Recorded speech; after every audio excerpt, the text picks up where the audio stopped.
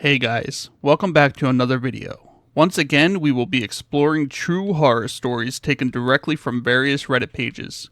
For those who are new to the channel, I will be adding software to my voice to make it a little scarier, so don't be confused when I sound a little different.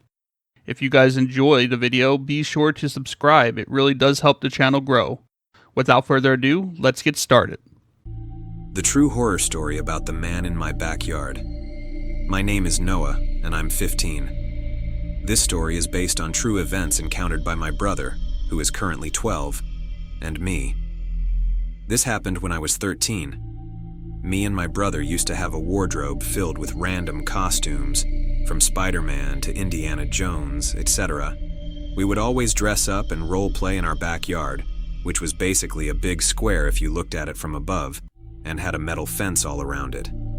Anyways, on this particular day, I was dressed as Indy, and my brother was dressed as Woody from Toy Story.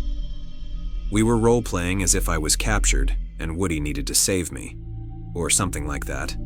Doesn't really matter. It was in autumn when the days started getting shorter and it turned dark really quickly.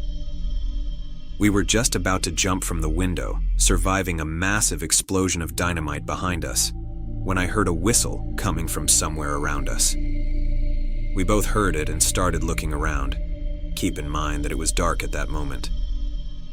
After we looked around, seeing nothing, we heard another whistle. "Over here," said the man that was leaning against the fence, staring at us, with his eyes being red, as if they were filled with blood. Now, me and my brother were both scared shitless when we saw him. He was a middle-aged man, wearing a brown leather jacket, dirty jeans, and some really old white shoes. His hair was long and greasy. My brother was really scared and held onto my arm, shaking in fear. I looked at the man and yelled, "Get off of our fence, mister!" "I'll call my dad." He looked at me with an angry and frightening expression. What happened next was the thing that scarred me for life. The man jumped over the fence and started walking towards us. My brother started crying, and I screamed for help. I was also crying as the man picked up the pace, and I led my brother with me to the other corner of the backyard. We both screamed as he got closer and closer, until I heard my dad scream from the porch, "Get the fuck away from my kids!" My father was 52 at that time, and I've never seen him run so fast. He charged at the man and knocked him down. He started beating the man and didn't stop until he was knocked out cold. He then got up and ran over to us as my mom, grandparents, and my aunt and uncle ran outside in shock as they saw the man laying in the grass. Our mom ran over to us and cried along with us, relieved that we weren't hurt. My uncle and grandpa held the man down as he tried to get up and run away, while my aunt called the police. After about 5 minutes, we heard the sirens. 3 policemen came up into the garden. 2 of them picked up and led the man into the car, while the other policeman came over to us and said that we'll have to come to the police station to make a statement. We went to the police station, made the statement, and went back home.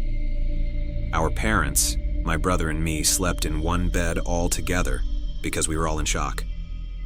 The next day, Detective B. Jakshich, the name is known but won't be shared for privacy reasons, came to our door, and we found out that the man was a serious sex offender. I am so grateful that my brother and I weren't harmed, but I still don't know what would have happened if my family wasn't home. I don't think I even want to know. Something's in the woods, and we don't know what to do about it. So, let me explain the title. I live in a small town surrounded by thick woods, and there's a few other towns nearby. When my mother and I had first moved here, I had decided to go explore the woods. As I was walking, I found a bunch of huts made out of sticks. Then, I walked to a river and heard heavy breathing behind me. But when I turned around, nothing was there. I decided it was best to get out of there as quickly as possible. A few weeks ago, I went back to the same area of woods, and I saw a shadow of someone behind me and heard footsteps. Not sure if it was an actual person, but I ran out of there, not wanting to find out. Recently, my girlfriend had a dream that she was in her kitchen and looked out the window. There was a creature who looked like it was rotting. Its joints were all backwards and it looked humanoid and part goat according to her. It looked at her and made a strange scream. She then woke up. The next day, she was having a conversation with her little sister when she heard a voice outside. She paused in the middle of her sentence and freaked out when she heard a scream similar to the one in her dream. I've been hearing knocking at my window, and I am not happy about it. I've set up bowls of salt in my room, cleansed with bells and rose petals, and more. I'm just terrified if whatever it is getting in. Games night. Irene sat on her bed, looking at her shiny wheelchair waiting patiently before her. Any minute, Jorge and Tandy would be here now to take her down to the games. It was her first turn at the games, and knowing how poor she was at cards, Irene felt in her heart of hearts it would be her last. Losers were never returned to their rooms. It was all handled very efficiently and promptly. She looked around her room.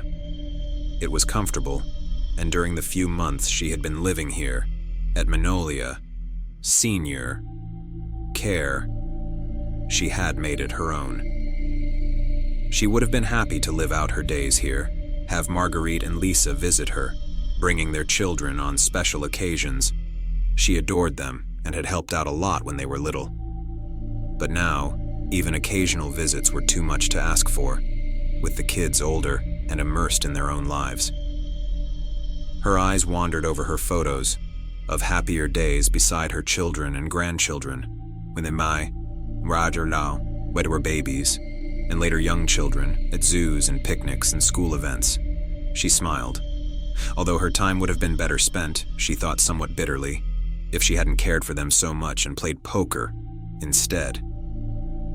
Anyway, it was not like it was their choice. With the overflow of the elderly, chronically sick and disabled in rest homes and care centers, limits had to be imposed. The games were only one method of controlling resources and not the worst. Those with the right skill set could survive for years, if not their normal lifespan. And homes where games were run had the best care available. High-quality medical services, great food, great social programming, individual support counseling, and therapy. The Cadillac level. It's just that all residents had to play the games. There was light tap on the door and Tandy and Jorge walked in without waiting for answer. They were wearing their smart, spotless cream and pink Magnolia uniforms, smiling brightly, and as lovely as supermodels, both of them. Normally, Irene would have been delighted to see and receive care from either of them, but now she could only muster a wan smile. "Here you are, dear," chirped Tandy. "Oh my, don't you look nice? Ready for the games?" Tandy and Jorge bent over, flashing their beautiful white smiles at her, and helped her into the chair. Jorge said, "Don't look so sad. It's your first time. You'll have beginner's luck." "Okay, here we go." Jorge pushed the wheelchair forward, making a fun zoom-zoom noise. Irene turned around for one last look at the photos, but Tandy was blocking her view, fussing with the medication and equipment on the side table. Irene lifted her voice. "Please, a minute?" But it was too late. Jorge had already pushed her into the corridor. The door swung closed behind them, and she was on her way to the games.